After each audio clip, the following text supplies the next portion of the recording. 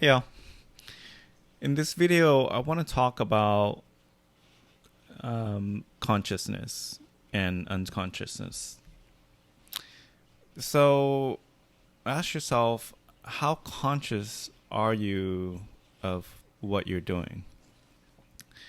Meaning, how much of yourself do you have control over? Like, are you driven by, let's say, the seven sins? And I'm not going to list them. You can go Google them yourself and understand what each of those are. But like, an example is like, are you driven by greed? Are you driven by envy?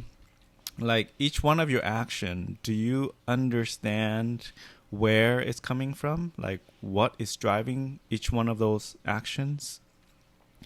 Because if it's driven by one of the seven sins, then you're probably not really conscious about what you're doing. Because to be conscious about what you're doing means you're not driven by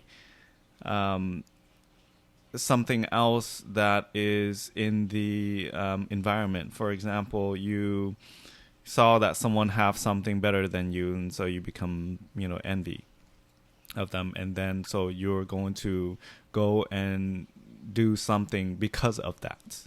So you're actually not consciously wanting the thing that you want because you actually do want it, but you're doing it because someone else have something that you don't. Or you're trying to gain more and more money because you love money, just for the sake of having more money. Like, that's greed, right? And you become attached to this idea that, to this feeling that when you get more and more money, it feels good. And so you're just, unconsciously going towards getting more money, doing things to get more money so that you can satisfy your greed. And so again, you're being unconscious about that. And so if you are if most of what you do is driven by these unconscious acts, then are you really living your life, is or are things outside of you living you? Like, if other people are influencing you in that sort of way through the seven sins, that triggers your seven sins, then you're actually not living your life for yourself. You're living it for other people. And so if you don't recognize these things, then you're going to continue living in that way, and you're probably not going to have a very fulfilling life because you're not really living for yourself. And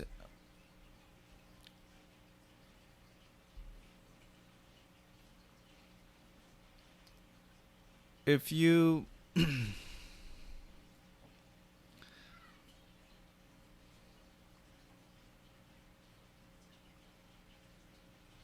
kind of lost my train of thought, so I'm trying to find it back.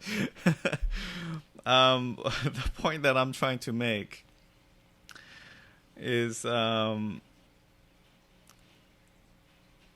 the other thing that I wanted to convey is that even when you recognize these things, a lot of people beat themselves up for it.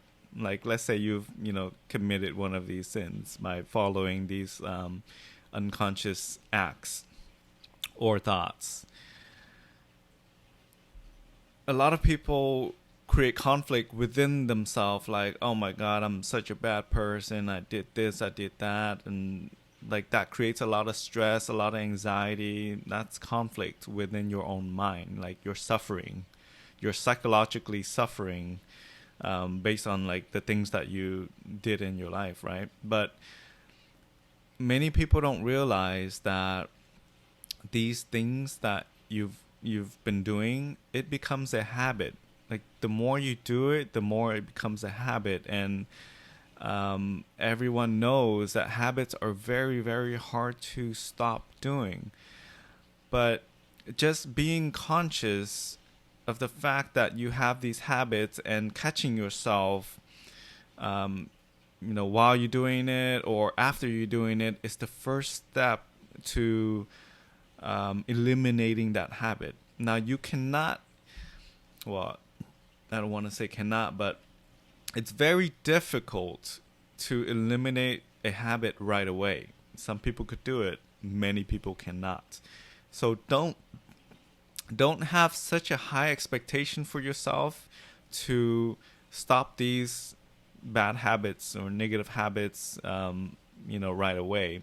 You need to allow yourself, you need to be compassionate to yourself, and allow yourself to give yourself time to overcome these challenges, like stopping these habits, because these habits have been ingrained in your mind and your body. It becomes, muscle memory. It becomes like habitual thoughts, emotional thoughts, and these things drive you. Okay, and if you've done it for a long time, that's mostly what is going to drive what you do, the actions that you take in your life. And so once you start to become conscious of these things, then that's where those habits begin to unravel, because you start to catch yourself. And the more that you're aware that you're doing these things, you will get better and better at stopping yourself from doing it, because it takes a lot of willpower to stop yourself from doing something. That's a conflict that your consciousness have,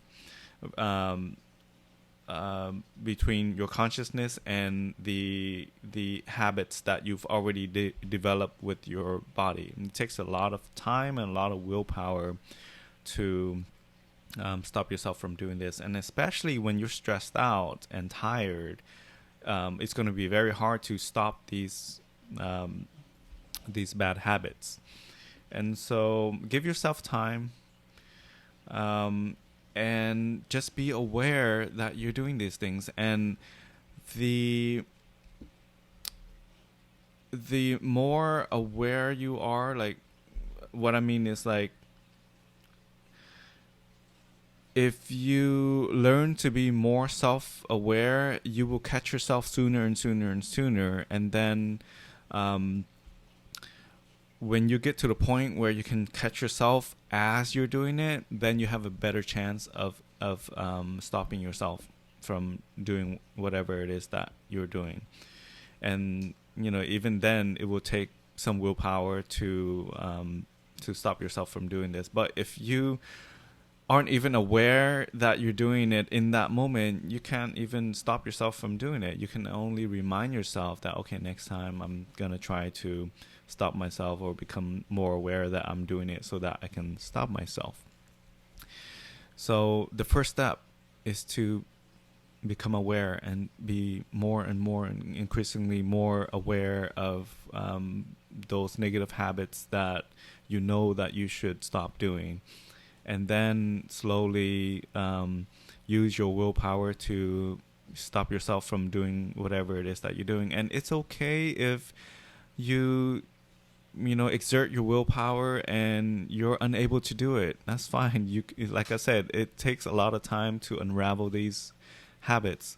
Give yourself time. Give yourself some compassion.